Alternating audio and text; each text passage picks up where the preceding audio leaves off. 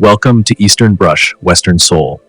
Today, I want to share with you a piece that doesn't lead us through distant mountains or ancient palaces, but invites us to look somewhere far closer, down at the earth, at the world beneath our feet. This is the Insects and Grasses Handscroll, painted by the Qing Dynasty artist Zhu Rulin. At first glance, it might seem simple, a long stretch of silk scattered with insects, but the more you look, the more the painting begins to unfold, like the world it captures. These aren't random, decorative patterns. Every creature here was observed from life, studied carefully, painted patiently. More than 70 insects, one by one, take their place along the scroll. Broad-waisted wasps, slender damselflies, moths, dragonflies, mantises, shield bugs, cockroaches, longhorn beetles, golden spiders, grasshoppers, ground beetles, each one drawn with astonishing precision and a quiet reverence. Zhu Rulin's brush doesn't shout, it whispers. And the result is a collection so vivid, so full of life, that you can almost imagine the silk stirring beneath their feet. But the painting itself is only part of the story. In the spring of 1711, during the 50th year of Emperor Kangxi's reign, Zhu Rulin found himself surrounded by friends, writers, poets, artists. Their gatherings were filled with conversations, the rhythm of teacups and inkstones, and the exchange of ideas both playful and profound. And during these gatherings, the insects began to appear. Slowly. Some days he painted, some days he paused. Over the course of a month, the handscroll grew. Not as a commission or an imperial gift, but as a personal project born from quiet joy.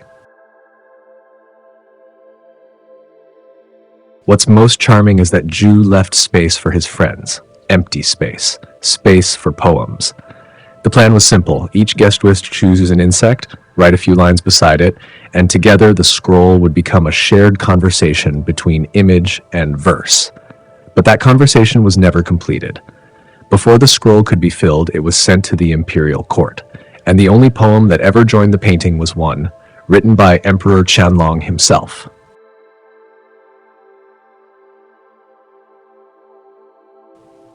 At the very end, Zhu left a note, a quiet thought for future viewers. He wrote that if someone truly loved this painting, he wouldn't part with it for treasures or gold. Only for one thing, poetry. Hundreds of fine poems in exchange for the work. It tells you everything about the spirit behind this scroll. This wasn't about showing off skill.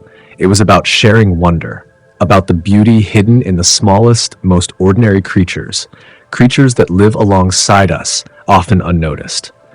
And the journey of this scroll didn't end there. If you look closely, you'll see the history stamped right onto the silk. Imperial seals mark its path through the centuries. Sanqi Tang, Jingzhenxi, Shikdingzhen, Shikibaoji, Easy Sun, Qianlong Yulan Jibao, Jeking Yulan Jibao, Suantong Yulan Jibao. Each seal tells a story of hands that unrolled it, eyes that studied it, collectors who cherished it, and emperors who pondered over its quiet world of grasses and insects. And then there's Qianlong's own poem. Standing in the presence of these tiny creatures, even an emperor felt moved to write.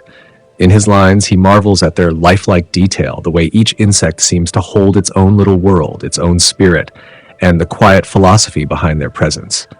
So what seems at first like a simple scroll becomes something more, a meditation on life's smallest beings.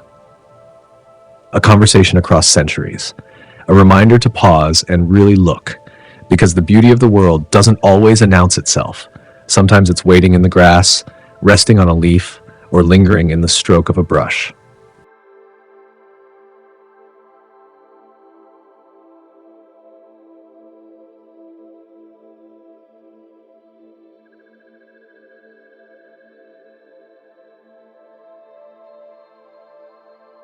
At Eastern Brush, Western Soul, we believe every scroll, every old book, every stroke of ink holds a story worth rediscovering. Our channel is dedicated to sharing the beauty and wisdom of rare, ancient books, classical paintings, and hand scrolls, pieces that have quietly survived the passing of centuries, carrying the thoughts and hands of those who came before us. If you've enjoyed this journey, we invite you to subscribe and join us again as we explore more forgotten treasures from the world of classical art and literature.